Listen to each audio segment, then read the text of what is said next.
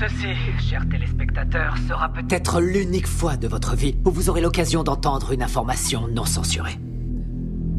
Ce que j'ai à vous dire est très important. J'ai dû tuer beaucoup de monde et je serai moi-même tué pour vous transmettre ce message. J'ai dû prendre la décision de faire passer votre intérêt avant ma propre vie. Je le fais d'abord pour vous. Pour que vous vous réveilliez et que vous changiez. Mais avant de vous dire ce que j'attends de vous, je vais vous donner les faits. Et ce sont vraiment les faits. La NSA enregistre tous les coups de fil, les emails, les textos sur la Terre, les gens comme Snowden ou Assange qui nous donnent les infos nécessaires pour protéger la démocratie sont traqués et persécutés par le gouvernement des États-Unis. Ce gouvernement a été fondé par les riches.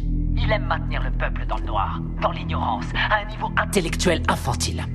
Il s'assure que le peuple est occupé à faire de l'argent pour survivre, qu'il s'occupe de sa famille, de sa maison, de son jardin, et ils veulent faire croire aux gens qu'ils sont libres, qu'ils ont le choix de faire ce qu'ils veulent. Mais ils ne peuvent pas.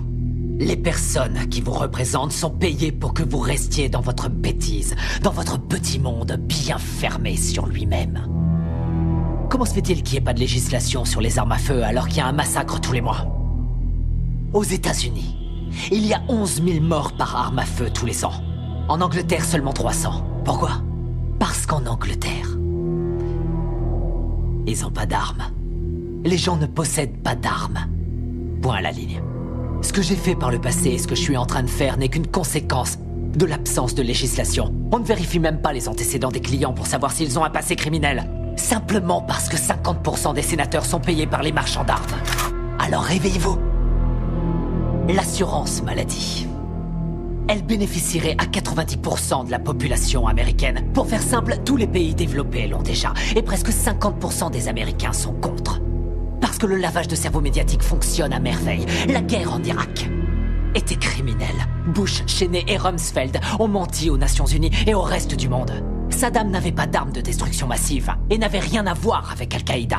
Nous savons que nos amis saoudiens ont financé les attaques du 11 septembre. Mais à cause de leur pétrole, nous ne faisons rien contre eux. À la place, nous avons envoyé nos soldats se faire tuer dans des pays qui n'ont rien à voir avec le terrorisme intérieur. Pourquoi Obama n'a pas fait juger le gouvernement Bush? Bush a coûté des centaines de milliards aux contribuables et a commis des crimes de guerre. Pourquoi Obama n'a-t-il entrepris aucune action en justice? Parce qu'ils sont tous les deux membres du même club. Il y a eu plus d'immigrés renvoyés sous son gouvernement que sous n'importe quelle autre présidence. Pourquoi n'a-t-il pas fermé Guantanamo, où des prisonniers sont enfermés sans avoir eu droit à aucun procès, sans aucune preuve depuis maintenant 13 ans? Il n'a pas mis son veto à l'approvisionnement des détenus dans le National Defense Authorization Act, ce qui en clair permet la détention infinie et sans procès, américains y compris. Nous avons une crise constitutionnelle aux États-Unis. Nous avons un État voyou, un État qui viole toutes les lois internationales, qui viole la Magna Carta, charte qui définit depuis 800 ans ce que nous appelons justice. Obama devrait être jugé pour ça et il devrait aller en prison. Les prisons, justement. Aux États-Unis, nous sommes 5% de la population mondiale et nous avons 25% de la population carcérale mondiale. Les gens vont en prison pour 10 grammes de cocaïne. La moitié des prisonniers est enfermée pour détention de drogue et la très grande majorité est noire. Pourquoi cette situation absurde reste inchangée? Je vais vous le dire.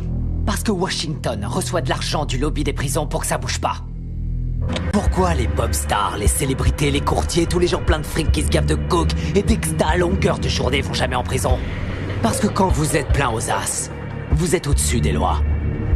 Regardez Lincoln, le film de Spielberg, et vous croirez que la guerre civile a eu lieu pour libérer les esclaves. Comme quoi le milliardaire Spielberg vous rend encore plus bête. Et ils feront en sorte de projeter le film dans les écoles, de le diffuser à la télé en boucle pour toujours. Mais la vérité, c'est que toutes les guerres ont eu lieu pour le fric et que le petit peuple doit crever parce que les élites en ont décidé ainsi. Vous regardez la télé-réalité tous les jours pour tuer le temps et vous croyez que vous êtes à la page parce que vous regardez Anderson Cooper et d'autres coquilles vides sans la moindre opinion. L'apparence est sans importance, les marques sont sans importance, les drogues sont sans importance. Tout a été créé pour vous rendre idiot. La presse libre, la télé, les films hollywoodiens, l'école, l'université, la religion, tout ça c'est l'opium du peuple, comme dirait Karl Marx. Je vais vous ouvrir les yeux. Vous réveiller, vous changer. Je suis sûr que jusqu'à un certain point t'aurais voulu être un chantre de la vérité. Pas vrai? Avant que tu sois intéressé par le fric, par la télévision, je suis sûr que t'aurais voulu être un vrai journaliste. Je suis un vrai journaliste. Mais je crois aussi en l'ordre public et je crois en la Constitution. Ah, la Constitution est un mécanisme de contrôle pour les riches. L'ordre, c'est eux. Ils ont fait la Constitution pour protéger l'argent et les terres qu'ils ont volées. Les riches n'ont pas à craindre les lois et c'est partout dans le monde. Regarde les oligarques russes et les propriétaires allemands de l'industrie automobile, des chemins de fer, de l'industrie pharmaceutique. Ils ont tous utilisé le travail des esclaves sous Hitler. Pas vrai? Et les propriétaires de ces entreprises sont toujours les mêmes. La couronne britannique. Pas vrai. Et les nantis africains, eux, ils massacrent leur propre peuple. Ils empêchent leur pays de se développer. On lèche le cul des dirigeants arabes qui viennent avec leurs pétrodollars acheter des voitures de luxe à nos entreprises américaines pendant que quotidiennement ils exécutent leurs prisonniers. Ils accordent aucun droit aux femmes, ils tuent les gays. Seulement ça, on s'en fout royalement parce qu'ils ont le pognon. Nos grands patrons ne sont que des gangsters en costume à rayures. Ils se foutent complètement du régime des lois. Ils ont mis en place le plus sophistiqué des systèmes de sécurité intérieure de l'histoire de l'humanité. Ils ont violé les plus basiques de nos droits constitutionnels et nos libertés civiles. Ils ont détourné les ministères du gouvernement en filiales de leurs propres entreprises. Ils se sont emparés du système de contrôle de l'information pour saturer les ondes de mensonges dont tu es un bon contributeur, Chip. Tu n'es pas différent des autres journalistes. Tous les présentateurs de journaux sont dans la poche de quelqu'un. J'ai pas raison? C'est quoi le programme ici? Vous voyez que tuer des innocents est une solution. Je crois, oui. Franchement, est-ce que c'est pas la solution que l'Amérique utilise aux quatre coins du monde? Avec leurs drones. Qu'est-ce qu'ils envoient, les drones? Des bombes ou des bonbons pour les petits-enfants? On tue 50 gamins, Chip, pour avoir un terroriste.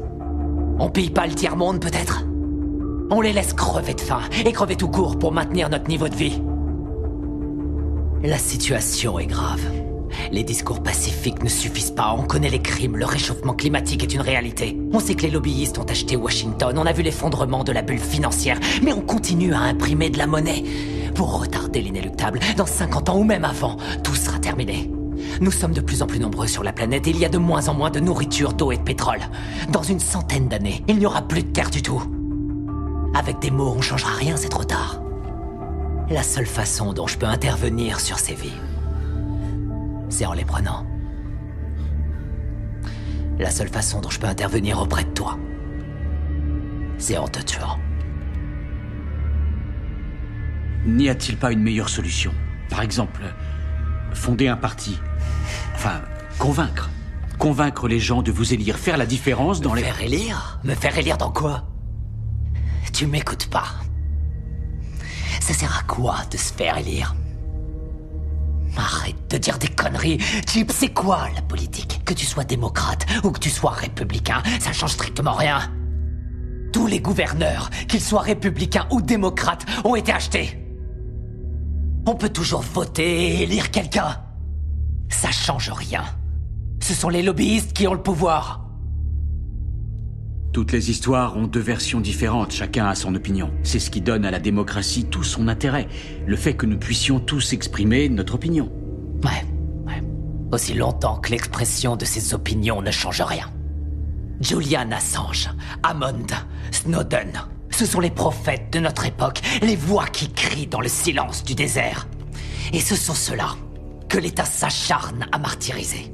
Notre démocratie est morte. On nous interdit de dire ce que nous pensons. À elle seule, cette interview devrait suffire à m'envoyer en prison sans jugement. Pour toujours, on va m'envoyer à Guantanamo. Ça sert plus à rien de s'exprimer. Et vous ne pensez pas pouvoir changer cet état de fait? Je peux pas.